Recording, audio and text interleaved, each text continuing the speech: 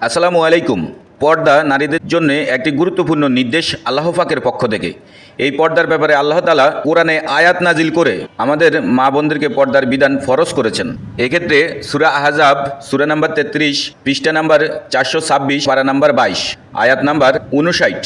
এই আয়াতে আল্লাহ তাআলা বলেন, হে নবী, তুমি তোমার স্ত্রীদেরকে, কন্যাদেরকে এবং মুমিন নারীদেরকে বলো তারা যেন তাদের জিলবারের কিছু অংশ নিজেদের উপর ঝুলিয়ে দেয়। তাদেরকে চেনার ব্যাপারে এটাই সবচেয়ে কাছাকাছি পন্থা, ফলে তাদেরকে কষ্ট দেওয়া হবে না। আর আল্লাহ অত্যন্ত ক্ষমাশীল, পরম দয়ালু। এখানে একটি শব্দ আমাদের বুঝতে অসুবিধা হচ্ছে, সেটা হচ্ছে জিলবার।